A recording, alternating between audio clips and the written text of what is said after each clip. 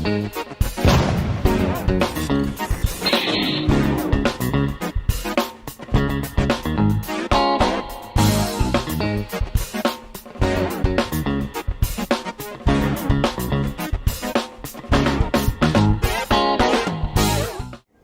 everyone, welcome back to Nat's Knackers Yard. I'll be Nat, this will be my Knackers Yard. This will be Blue, the CB400, who is freaking awesome and is now my day bike. Now the only bit that I've got for this, possibly this weekend, I want to have a look at the heated grips, which I can't see working, but I don't know if it's unplugged, frankly. I have checked out the wiring. I think it's actually been wired properly because it's going into the loom rather than just tagged onto the batteries as it normally is, but I'll have a look and work it out. Now, CB100s have historic issues over their stators, by which, and Gorilla Biker will hate me saying that, but it is a known weakness. He argues that actually it's the strength of the bike that they outlast the stators and yada yada anyway. But I do want to keep an eye on the battery meter, so I have bought a USB port with the voltmeter on it, exactly the same as I had on my Thundercat, and that's going to go probably there. It just means I can keep an eye on the volts more than anything else, without pissing around with the side. One thing I have done is attach a charging port on it, just to save some arsing about. I'm not entirely sure whether I'm going to keep it, or because it's frankly it's one bolt, take that off and you got to the battery. It's not really saving a great deal of effort, but I had it, so I've used it. I might take it off, I don't know. I still have Sting, kind of. I'm now basically storing Sting. Steve, the guy that was really interested in buying it, has bought it. He has paid.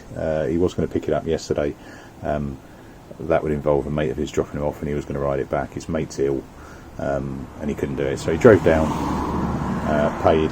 I've given him the V5, the green slip, so you know that's his bike now. I'm just storing it until I can't remember, we said Monday, I think, before he picks it up. Phoenix, I want to show you something. Well, you can hear something. Key.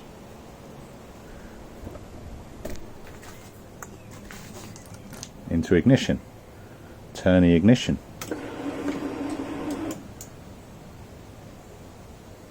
Lights and everything. And what I don't have is a requirement to put in a code. But what happens when you push the button, Matt?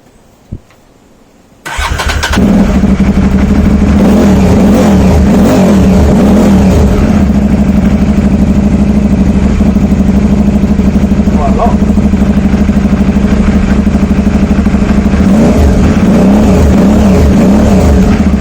It makes you noisy.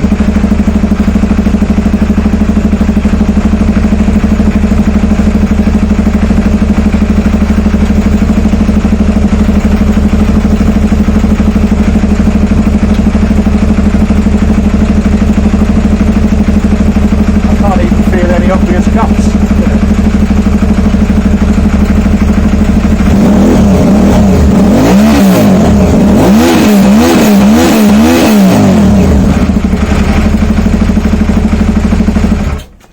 And that clutch is still rattling like a bastard, so I'm going to have to do something about that. So what did you do now? The new ECU is in, matched with the new lock set. The new lock set has had some damage around it, but it holds in and it's not going anywhere, and the steering lock works. Now the bit that really got me, and I did explain it on one of my previous bikes, but the antenna that comes out of the key set just has a trailing wire, and you can see with with loose bits on the end, and I put it on and it didn't work. So for fuck's sake. And it wasn't until one of the guys in the Facebook group got hold of me, pointed out that it's supposed to plug in. Now I thought the live end was at the lock set, so that was going to give it power. I was completely wrong. Actually the power is coming from the back of the clock, so it's plugged in, so essentially that is one wire that goes in around the key set and back. Now it all works. Now there is a broader question that if I bodged a wire in and around the old lock set, would it still work? I don't know. I'm tempted to try, but not that much. Now, life can be a bitch at times, and it was with this. I got it working. I was all excited, had it on the driveway, tried to sneak Blue past it. Blue and Phoenix had an argument. Phoenix lost and rolled over onto his high side, which took out the brake lever, bent the rear brake pedal more. It was already broken and fucked, so I wasn't too bothered about that. The one thing it has done though is it's turned off or it's disconnected the rev meter. Now I'm adamant what it's done is just pull the cable or something, but we shall see. I'm not sure you can see because of the light. My service light has gone. I do have an oil light, which is strange because it has been changed, but maybe you just didn't put in enough. I don't know. I'll have a route around, see if I've got an oil of the right calibre, and give it a go. So what? I need to work out why. Well, there's several things I need to do. The handlebars are still really notched. I have ordered the bearings, head bearings, obviously top and bottom. When I do that, obviously I'm going to have to drop all of this shit off at the front anyway, and it will give me a bit of a closer look at the forks, at the clocks, to see whether or not I have just knocked something or a cable or a connection, which I think is probably what I've done, as it fell onto its side. Now, fortunately, most of the bits that will hit the ground are over there, and they weren't attached at the time. So actually, you know, aside from bending that a little bit, aside from disconnecting the speedometer, the rev counter briefly, I don't think it's actually done that much. But I don't really know yet. I've not had a proper look, and I'm going to have a bit of a goosey gander just now, I think. Right then, good lady's taken the youngest to a club, so I've got a bit more space. I've just pushed a sting out there. Now, one of the advantages of this kit that I got was the fact that it's a full lock set, so I do have, but more importantly, I do have the lock for the rear, which is currently, you know, just on a yank and go. So what I'm going to do is, first things first, take the old key. Now, actually, come to look at it, that has been tried and pried. So that's had a screwdriver in it at some point or another. So I'm just going to swap that over. It's literally undoing bolts, so I'm not going to show it because it's boring. But then I'm going to try and get this back cover off and sort the key out. So at least today I have it all going off one key. I hope. And then I'm going to have a proper look at that rev counter. I need to dismantle all of that to do the headset bearings anyway, so I'll have a proper look later. It doesn't overly, don't get me wrong, it's fucking annoying at the moment, but it's not killer. It's just frustrating that I pushed a bike over.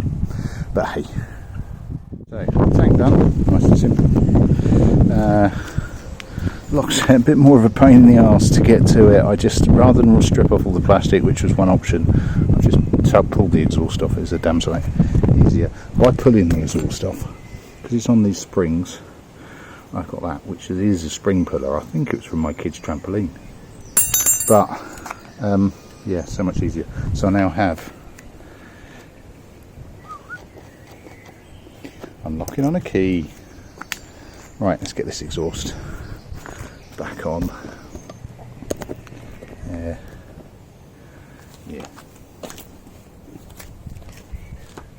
That's it. But this can be a bit of a bitch. And believe me, I've done it a few times now. Although, saying that, it came off incredibly easily, without complaint. Just gonna get my fat head in the way.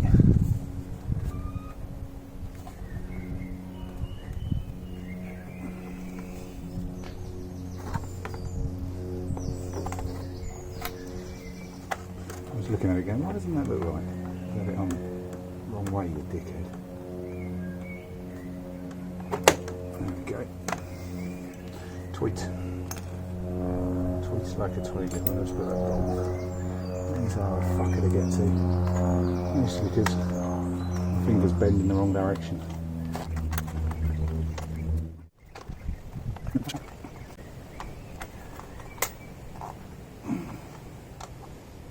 I think that's got it now.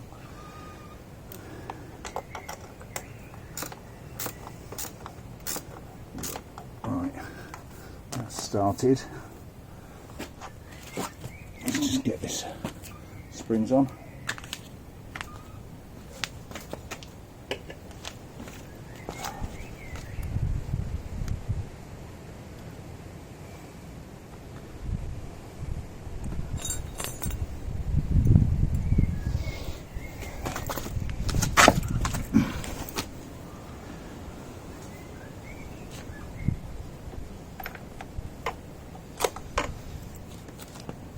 Yeah, I was pissing around with all sorts of kit trying to do that, and suddenly realised that I had a tool that looks about right kicking around in the garden somewhere.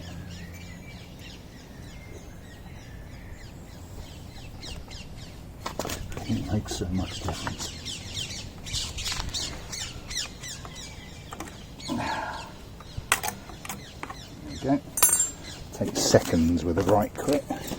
Took me fucking ages pissing around with spanners and all sorts of needle nose and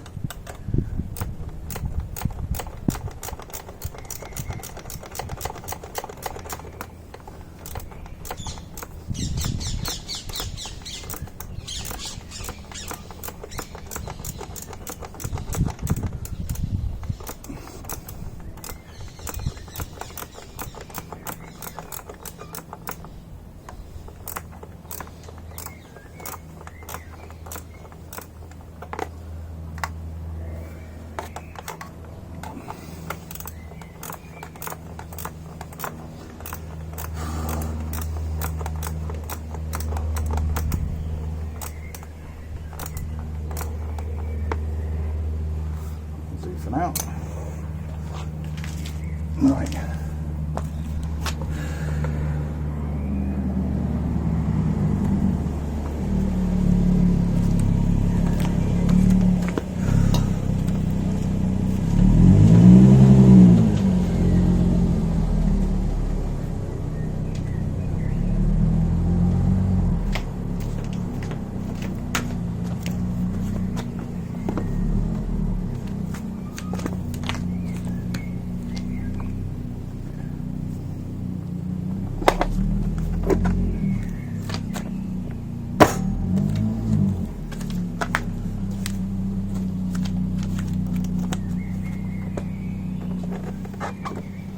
So I now have a seat lock that works, which is nice.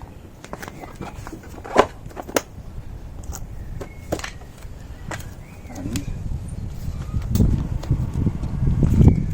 like what starts, he says confidently.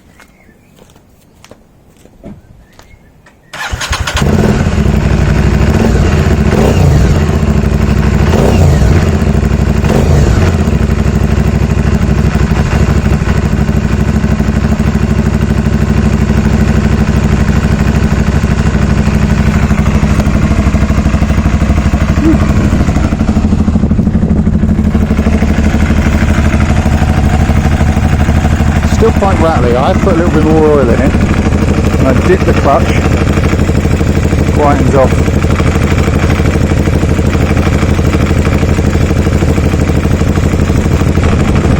I don't know if that's just a thing.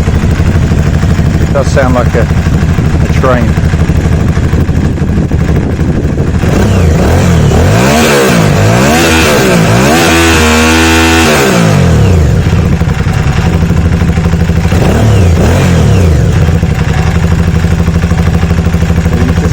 Really rattly. I'm sure it's that clutch basket.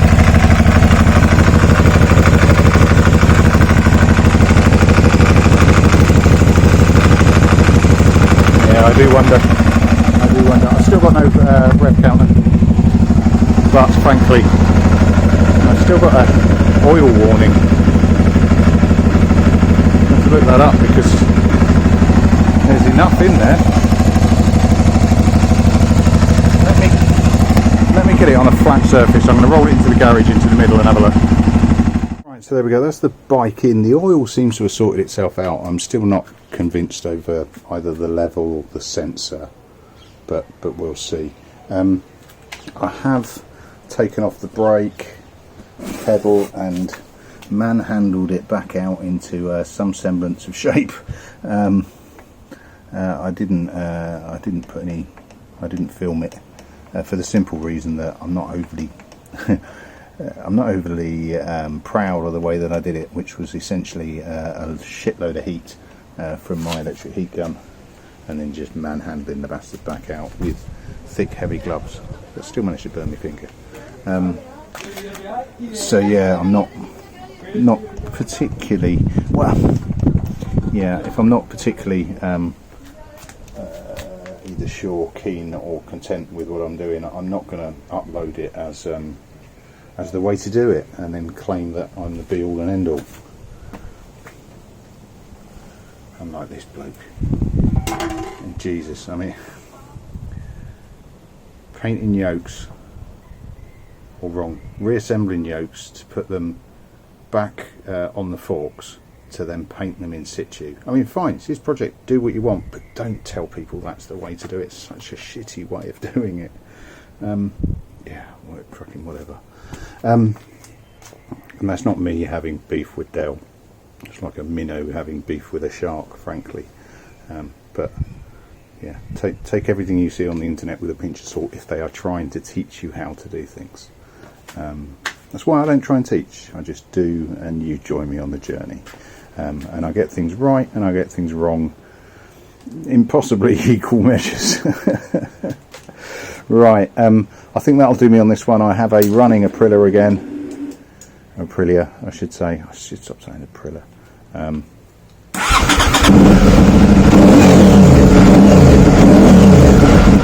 Sounds pretty good. On the down rev, it has a bit of a dip, but I'm not getting into that yet, because what I really want to do, I mean, this thing has barely moved for fucking months. I mean, it's only got 13,000 miles on it anyway, full stop. I just want to take it up and down the road. However, I don't want to do that whilst this steering is so notchy, because it's just, frankly, fucking dangerous. Yeah, and that's not good. So next vid on this is probably going to be the head bearings, which means I'm going to have to strip all of this shit off to get to them, which is fine. I'll take the opportunity to have a look at the clocks, because I'm sure I've rattled something loose. I'm sure when I dropped it, it rattled something loose that shouldn't be loose, but we shall see. I've not got a lot of time throughout the weekend. Hopefully the weather's at least half as nice as it has been in the working week. It won't. That's not the way these things work, is it? Let's face it. What I do want to do is get the voltmeter and the USB done on blue as well. I did order crash bungs, and they're the wrong size, they're too small, which is irritating, but hey, they're only cheap, they go in the stock, and I'll do a proper measure and do it properly, I think. I'm not overly bothered, frankly. It's just the asymmetry of having one set shorter than the other bugs me, because I'm a dick. But yeah, so the next one will probably be just sticking the USB port on it and the t'other. What I'd also do while I'm stripping around with that, because I think I'm going to have to at least raise the tank, hopefully not remove it, because like an idiot I filled it up so that I can do a check on the fuel efficiency of it, how long I get out of the tank. Hopefully I won't have to take it off complete, but it does mean that I can nip underneath, have a look at that, and then potentially have a look at those heated grips that I'm adamant aren't working. Now, I don't want to cut them up and cut them off if I only find out that it's that the main joint is unplugged underneath. So I'll see first. I mean, they look pretty horrendous, but if they work, they work. If they don't, I do have loitering around in the background somewhere a set of grips that I can just take those off, put those on, and it's one less piece of electronic parasitic mass on there bearing in mind that I'm trying to keep an eye on the charge within the battery and the stator. Right, that'll do me for this one. Thanks very much for watching. Thanks for subscribing. Thanks for joining me on the journey. This I intend to be my running stock now. I have 2 bikes, one riding, one working on, I should say. I know it looks like I've got a big gap, but I do need to spread the bikes out because, as this thing proved yesterday, they fight and one loses, and I just need the space. That said, a mate is going to chuck out a petrol powered lawnmower that I might have a go at. I don't want to step on Project Man Gary's toes there. It's not for content, it's because I might get a free lawnmower out of it, and I think he said it's self-propelled. I hope it's one of them little sit-on badgers. That'd be fucking brilliant. Right, that'll do me for this one. Thanks very much all. I shall catch you later. Ta-da.